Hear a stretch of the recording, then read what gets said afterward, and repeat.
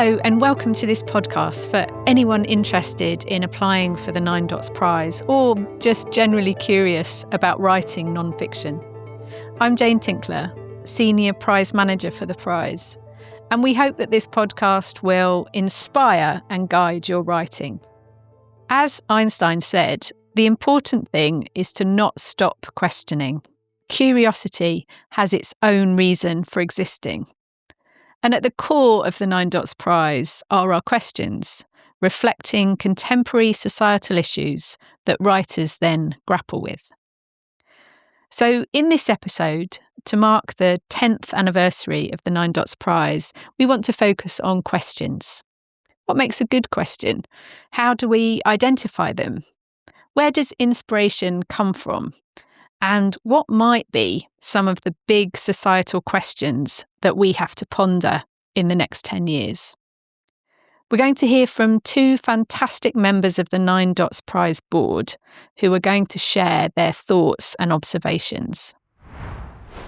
It's lovely that you're able to join us today for our first episode of our Nine Dots Prize podcast. With pleasure, and thank you very much for organizing the podcast. And good morning from my side of the world. It's a pleasure to be with you. And of course, to our listeners. My name is Riccardo Rebonato. I am Professor of Finance at EDHEC, which is one of the French Grande École Business School. My research topics are in asset pricing and the economics of climate change. My name is Professor Jarpa Dawuni. I'm a full professor of political science at Harvard University in Washington, D.C. So to help me reflect on the insights of Professors Riccardo Rebonato and Jarpa Dawuni, and to share her own impressions, I'm joined in the studio today by another brilliant member of our Nine Dots Prize board. Linda, could I ask you to introduce yourself? Of course. So I'm Linda Yueh. I'm an economics fellow at St. Edmund Hall at Oxford University and an adjunct professor at London Business School. Brilliant. Thank you. Linda, today's podcast is about questions, how we approach them, where our inspiration comes from, and thinking about the really big questions that we might have to tackle. Now, for the past decade, the Nine Dots Prize has posed questions that have touched on a wide range of contemporary societal issues. Our questions have included things like, is data failing us? What does it mean to be young in an ageing world? And are digital technologies making politics impossible? If you're watching, you can see some of the resulting books from our questions in front of us here.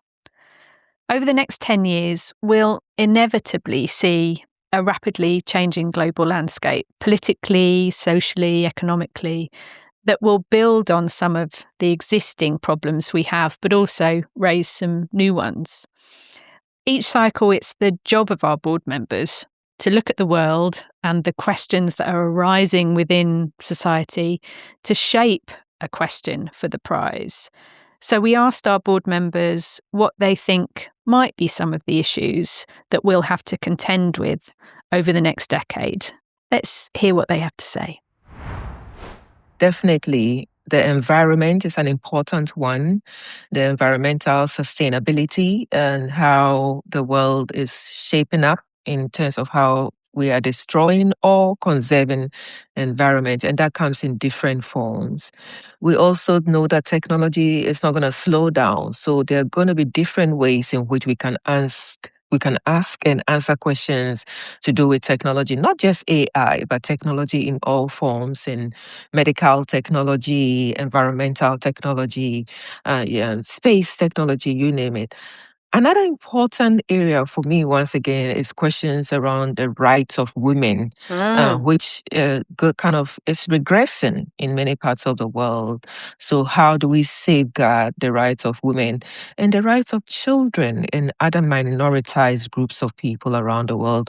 Whose voices do we hear, and why do we hear those voices, and for what purpose? And I think another important question I would like us to consider is the implications of political tensions on the rest of the world. So how can a decision by one country affect the rest of the world, and with what implications for our daily living. If we look back 10 years back and what we thought were the most important questions 10 years and 9 years and 7 years and 5 years back, there has been a remarkable shift in emphasis, attention, and relevance. So I'm very, very reluctant to venture into future gazing. There are some things that very important, extremely important, but do not command the same type of urgency as others. For instance, I would put climate change, as I said, my research is in this area, is a super important topic. But at every crisis, immediately there are other priorities that can be very well justified at the moment. And many of these issues are interrelated. So if we think of the fraying of a democratic tissue, that cascades into lots of other things, because climate change decisions, responsible climate change decisions, can only be carried out in a strong democratic system which is not swayed by populists. Things are changing so quickly that 6 months ago it's a different world. So, some topics that were mentioned there: AI and technology, climate change and sustainability, women's and children's rights, democracy and populism. These are huge themes. I mean, Linda, would you have also picked some of those themes? What do you think about the topics that have been mentioned there? I think those are all things that I would have mentioned myself. I would probably emphasize perhaps two aspects or perhaps two additional dimensions. So the very first one is a lot of my work has been on economic history. So there are points in time when the economic consensus breaks down. Right. So when I say the economic consensus, it's actually broader than economics. Yeah. It is around social expectations, political expectations. So if I give you a couple of examples, perhaps that would illustrate why I think we're at such a point today. So if you think back to, for instance, the end of the Cold War, so this is the early 1990s, at that point, it seemed as if we had come to a consensus. In fact, there was a very famous book written at the time by Francis Fukuyama called The End of History. Yeah, of course. So it was a consensus that we were entering a liberal world, democracy, capitalism. But that consensus began to fray by the end of the 1990s. What you saw was a protest at the World Trade Organization and this feeling that globalization was not working, not just within country, because trade creates losers, but also between countries. So I think looking where we are today, I think there is discontent around not just the economic system, but also around some of the themes that the others have mentioned around populism, around immigration, around whether or not this market economy really does help people get on the housing ladder. Does it foster inequality? Is there enough opportunity? And so rebuilding that economic consensus, which really has frayed, especially I would say since the global financial crisis of around 2008, I think that is a thing that's going to be with us. And it's just much broader than economics. And so it is, I think, in these moments where the opportunity to really shape a battle of ideas comes from. So in other words, how do you reach a new consensus? Well, it is by asking the right questions. It's about proposing possibilities. It's about creating a public conversation and discourse. And that's actually where writing, reading, a discussion can really help, I think, society, come to a view as to what is the best system for the 21st century. So I think that for me, is one of the reasons why the Non-Doubts Prize is so special, because we have the opportunity to begin to frame some of those conversations.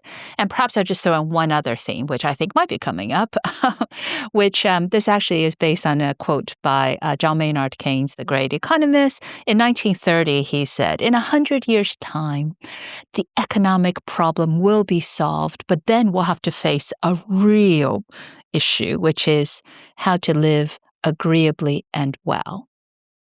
Wellness, I think a lot of the quality of growth and quality of life, and this encompasses a range of things, including advances in medical technology, how it impacts people's well-being. All of that, I think, will be very intertwined with technology and other social developments. But I'll just conclude by saying one of the reasons I like learning from history is I think there are things you can take away to extrapolate. But I always bear in mind a quote attributed to the American writer Mark Twain, who said, "History doesn't repeat itself, but it does rhyme." Yeah. So you draw your lessons carefully. That's a great one. I mean, you've given us some really interesting extra themes to add to our long list there. But I'm also interested in, you've mentioned looking back into history, but Riccardo also mentioned be a future gazer. The board have a really tricky job to do in trying to think what topics might be relevant. Is that quite difficult? Or, to sort of look forward to something that might still be relevant when the book comes out in 2 years' time? It is difficult. But I think some of the themes that we've all mentioned are probably structural trends. Yeah. So AI, technology, the nature of society, social changes, all of these things are probably fairly structurally embedded in how the world operates. So I think fashioning a question is always challenging, because how do you create a question that can really grab people's attention so that we can debate what the future looks like in 2 years' time when the book comes out and years after that. So when they get the book and they read it, it starts to, feel timely, relevant. And I think a lot of what I enjoy about the board is that I think we have crafted just some questions that I think will make a real contribution intellectually to our discussions. And so far, they haven't felt dated. Well, that's good to know. Thank you so much. Now, for any writer seeking to answer a question, the quality of the question can be the difference between a flying or a floundering start. So we asked Riccardo and Jarpa what they think makes a good question. What do you think makes a good question? A question to which I do not know the answer. And I think that this element of intellectual honesty, if you're asking a question, you should really be asking a question. You should be open and ready to be informed and surprised. It's a question that is not a simple yes or no. So it has to be one that allows for different approaches to answering it.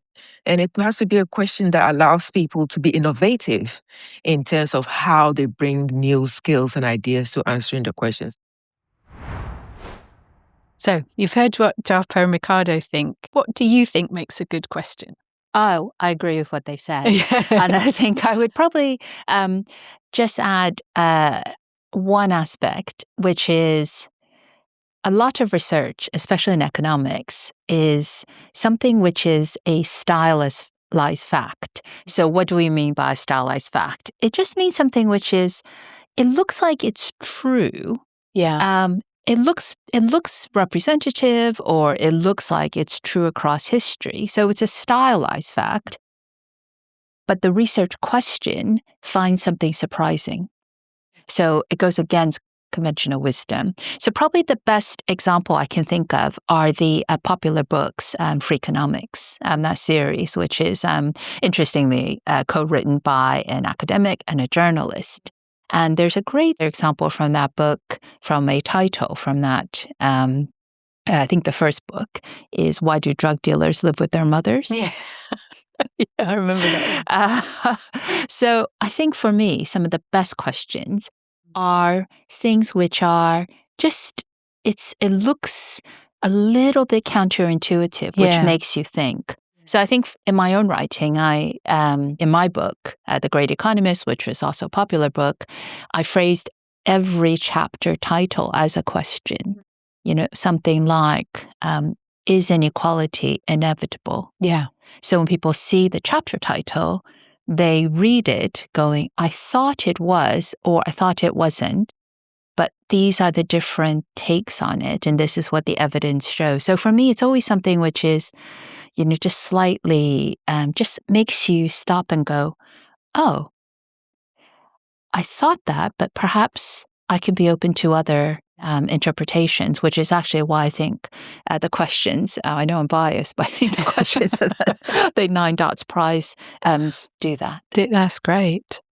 I mean, you've mentioned there sort of where people may be coming from in terms of their career, so a journalist or an academic. I mean, I think we're quite proud that the board is a diverse set of people and also from a number of different countries around the world. Do you see that as bringing a benefit, that diversity? Oh, absolutely. Because I think when we talk about having a great discussion around a issue that will really resonate, it's incredible how many different perspectives from countries or from disciplines, and how that just makes the discussion richer and more robust. So to me, that's actually one of the reasons why I think the questions have really resonated, because it is really kind of, the phrase kicking the tires. Yes. You're kicking the tires from a whole range of perspectives. And sometimes when I'm sitting in the discussion, I'm just astounded by, the range of points that get raised, so that you do feel at the end of it almost a sense of satisfaction. Okay, so we've got there. But in that most positive way, because you've really thought through all these dimensions, which you really can't do unless you have a very diverse and inclusive board. Yes. I think when I spoke to Jarpa, she really agrees with you on some of those points. It's quite a diverse board, and that really helps us in terms of thinking about the questions, the different issues that we bring from different parts of the world and our identities.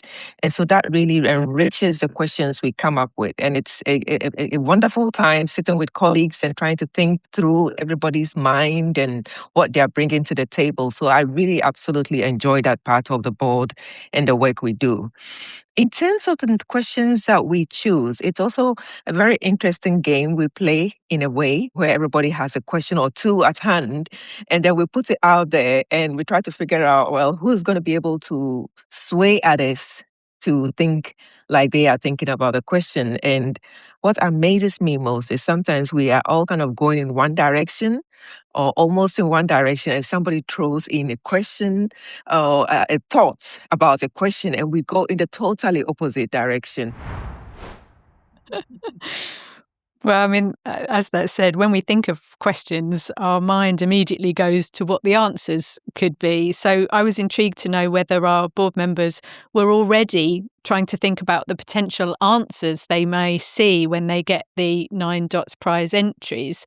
In our conversation, Riccardo highlighted that he feels it's often down to the nature of the question posed.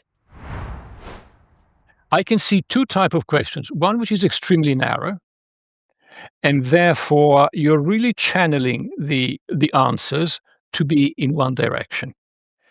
The other one, at the opposite end of the spectrum, it's so vague that you might receive almost anything. So you want some structure, you want to be surprised to some extent by the good submissions of the good candidates, but not so much so that you are saying, oh no, that is not what I meant at all. Every choice we make about how the question is formulated slightly opens or slightly closes the door. And we're really trying to keep the door ajar. So that's a nice way of thinking about it, the ajar door. But I mean, when we're thinking about questions, when you're sitting in the room, do you also try and think what the answers might be, or even how you might answer the questions that you're setting? Yeah, I think it's inevitable. Yeah. And I think for me, I love that metaphor of the ajar door, because that's a sense that you want a question that you want to go through it and see what others have thought. And so that means the question can't be black or white. It can't be a yes or no. Yeah. So it's by definition intriguing. Yeah. It's by definition something where I could answer it differently. Yes. But somebody from a different discipline would answer it differently. Yeah. And that's where you can really get some innovative submissions looking at the same question, but from a variety of, lenses. And I think those are the best questions, because then we have real choice. I mean, thinking about your work, you've obviously worked across different fields and have different roles in those fields. I mean, how do you go about identifying the questions that are going to inspire you for your work? Oh, that's a really good question. I think I probably also end up centering on something that makes me curious. Like, I think I know the answer. Yeah. But I'm not sure. Yeah. And I think it's important. So it's worth spending time on it because, as you know, research, writing a book, it's years of effort. Yeah. And so I think a lot about what would I enjoy researching? And that often guides what I end up spending my time writing. My problem is I enjoy the research part so much. I read a huge amount and I got to write my own part now. Yeah, it's the trouble. Yeah.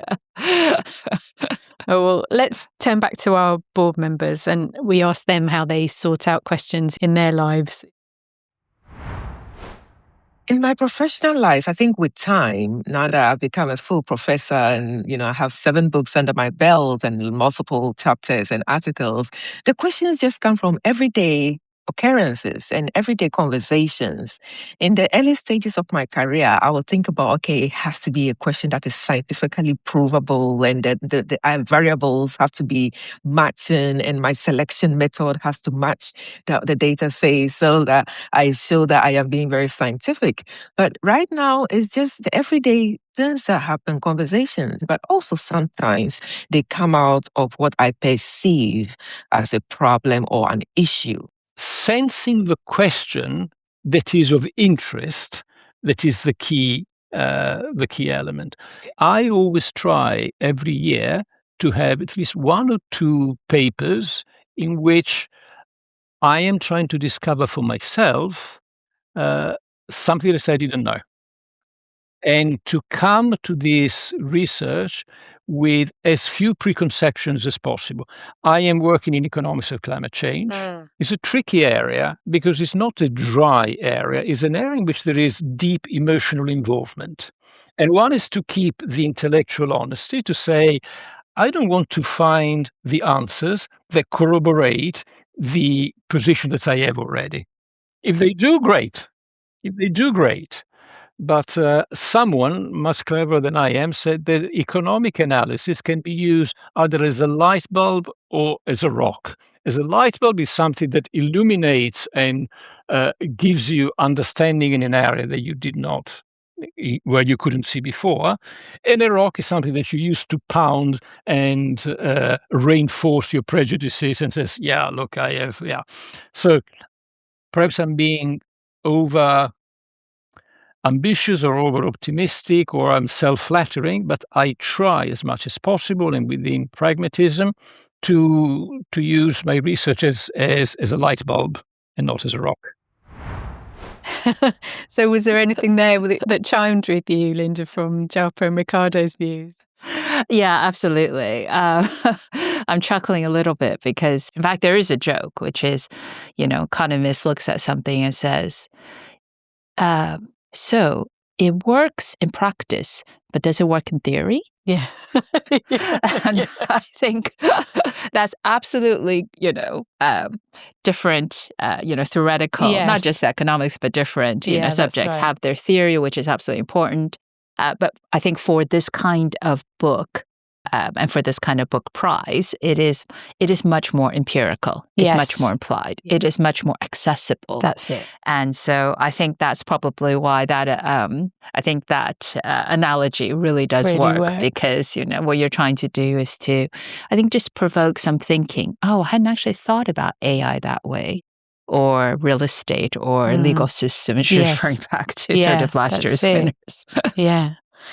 Now, when we are starting to think about answering questions, it can seem like you're standing at the bottom of a very steep hill. As Professor of Political Science at Howard University, Jarpa shared some techniques that she's given to her students for how to approach a question. How do you then take that question and try and think about how you might try and answer it?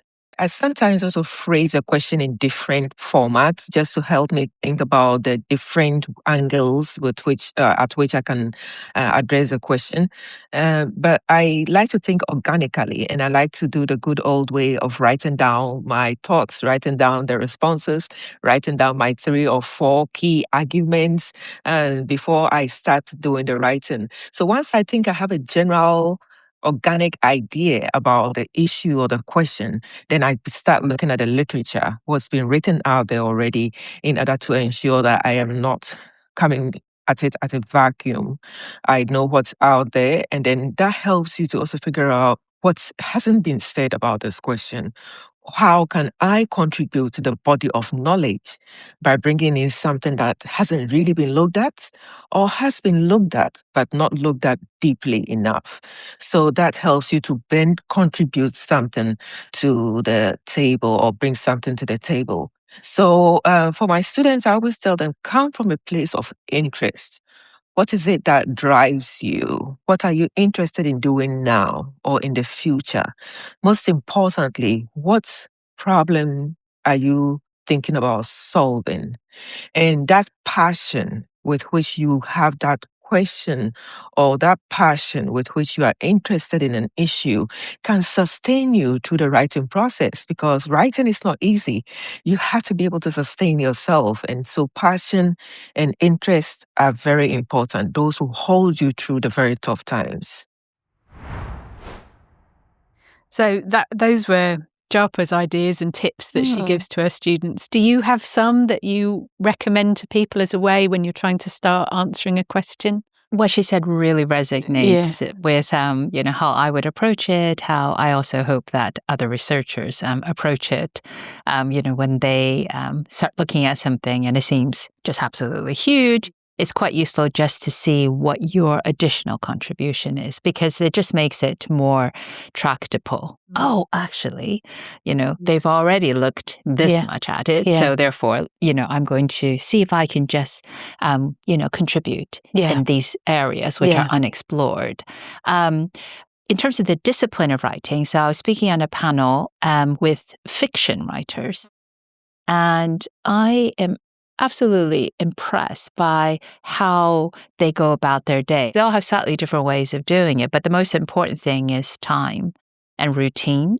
So I remember one of them said, I just block out 3 hours in the morning and I would just sit at my desk and I would just write. Some give themselves like a word limit. They have to write that many words. And they got to me and they said, what's your writing routine? I said, well, I try to fit it around seminars. And I thought, well, that's not a good answer. So I think routine. But to be, but seriously, I also have, time that you just, carve out. Because if you take a meeting in the middle of your writing time, it's not productive. That's it. But I'm impressed by the one who said, I'm up at 5 a.m., I have my breakfast, and then I sit at my desk for 3 hours until 10. I thought, wow, that is discipline. That is discipline. Not many of us can do that. Riccardo and Jarpa also shared some tips with us for things they think we should avoid when entering the prize. Since the questions are very often open-ended, the temptation is there by someone who says, "Oh, I've been doing that piece of work that I never got around finishing and I never submitted somewhere in the drawer. Here, let me take out the modern equivalent of a whiteout. I'll change the title. I put a few sentences here and there to make it fit, and I squeeze it in." It is so apparent, it is so patent when this is done, and none of the adapted submissions, let's call them this way, have gone anywhere. So that is the thing not to do. We are also looking at the extent to which people are relying on technology to do the writing, ghost writing, using AI tools to do the writing. We can tell, we can pick, and sometimes you can pick no matter how well somebody tries. So be very careful when you're submitting your proposal, because we have hawk eyes. We are watching very closely in terms of every word and how it's formulated. So, hawk eyes, that's what we have. Now, I mean, over the last 10 years, the prize has encouraged writers to stretch and flex their writing muscles. So we asked the board members why the prize is such a good opportunity for writers interested in creative nonfiction. If I will come at this question with a confession first, that is that I wish I wasn't on the board, because each time I sit in the room and I think about the questions and I think, Lord, I wish I could have gotten this money to write my 6 or 7 books.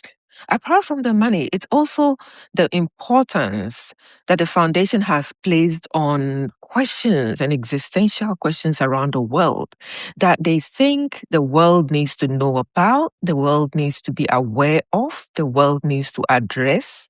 And so it's a great thing to have a foundation that is interested in such questions that really push for development, push for change around the world. I commend the work of the Foundation 9 Dots for what it's doing, answering big questions, important questions, and most importantly, contributing to the professional development of people. All the submissions are anonymous, and they remain anonymous till the very end. After we have made the decision, then we lift the veil of ignorance and we become appraised of who the person was. I am not aware of any other book prize that operates in this manner. So we heard about holding space for professional development and the unique nature of the prize's anonymity.